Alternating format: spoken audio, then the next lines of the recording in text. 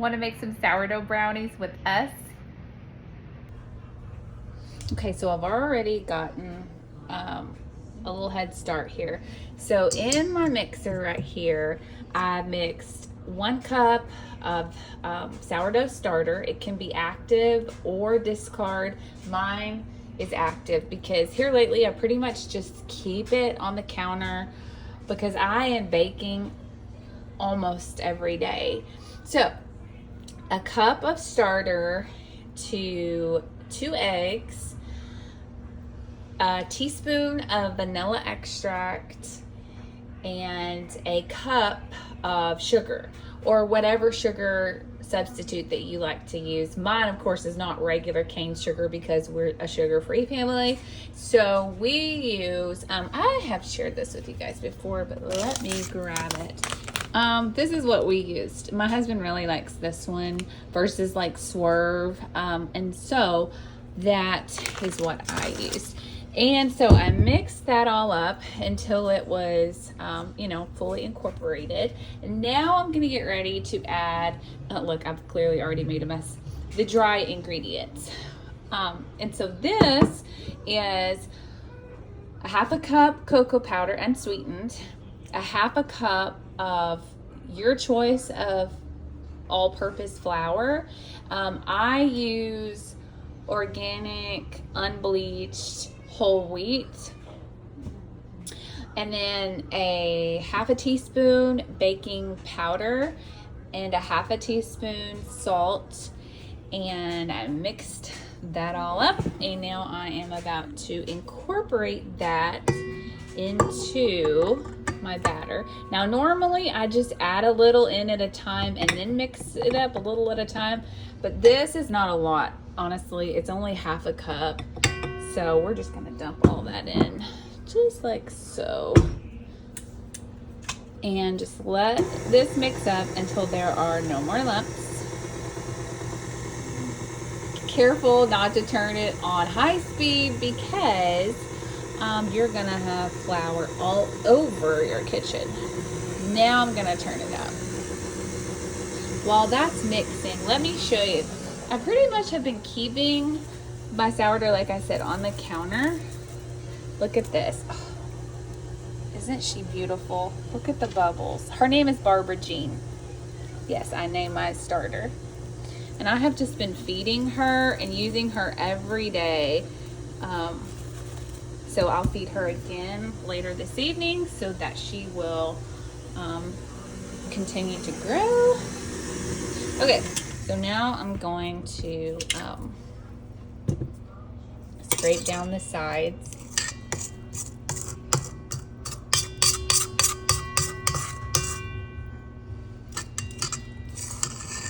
Sorry if that sound bothers you. Okay. Yep, just gonna give it one more little stir.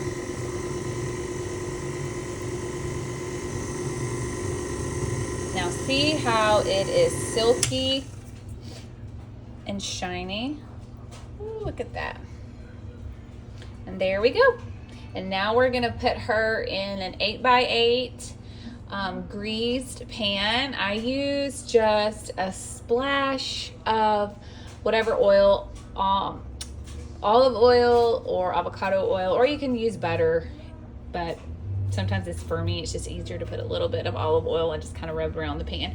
So I'm gonna stick that in the oven at 350, and we're gonna bake it for about, I always start mine out at 20 minutes and then go from there. Everybody's oven temp is different, so adjust, according to what your oven is. So let's get these in the oven. I did leave out a step, butter. I completely forgot to mention that in my wet mixture, when I was mixing the eggs and the sourdough starter and all of that, I also had a 1/2 cup of melted butter. That's what was in there also.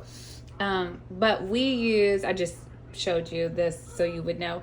We use smart butter. We do vegan butter because we have food allergies in our house. So yeah, butter was also added into the wet mixture, melted butter. Okay, she's in the pan. And I'm gonna stick her in the oven. Oh, I have a mess to clean up.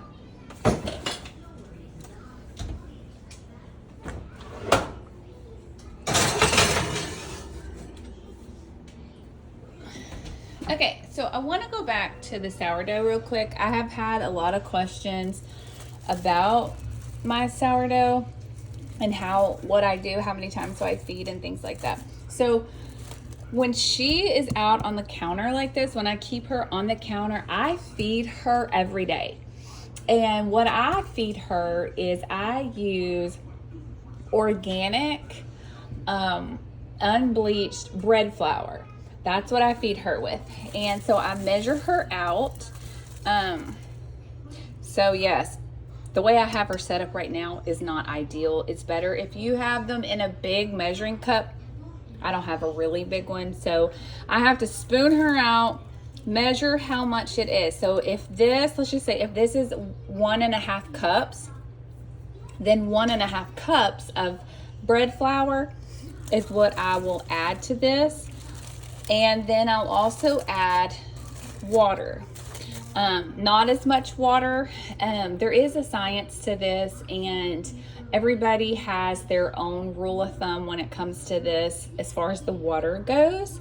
I'm not an expert, and I'm still fairly new to the sourdough game, but I just kind of do half of whatever the flour measurement was. So then I'll add my water and I'll stir it up. And let me tell you, if you're doing sourdough, you want this. This is almost, in my opinion, a must-have for sourdough, because if you try to use a plastic spoon or a wooden spoon, it's not, it sticks to it. It doesn't stir it up. And a whisk, it broke my whisk because sourdough is so thick. So this is a must-have in my opinion. So I just stir it up, and then I cover her up with saran wrap, or if I have a lid, or whatever. And I put her on a plate, because a lot of times when she grows, she will spill over, and it's so much easier to clean it when it's on a plate versus my counter. So that is how I feed Barbara Jean. And like I said, I've been keeping her out on the counter because I bake almost every day.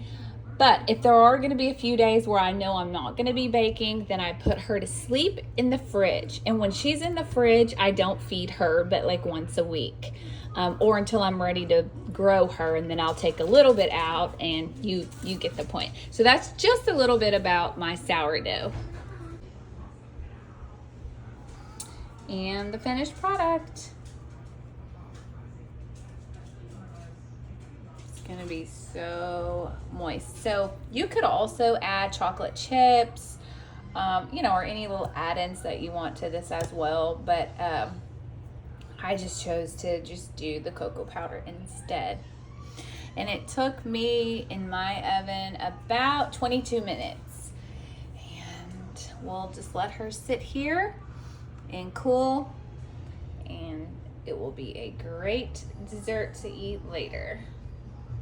Thanks for watching, guys.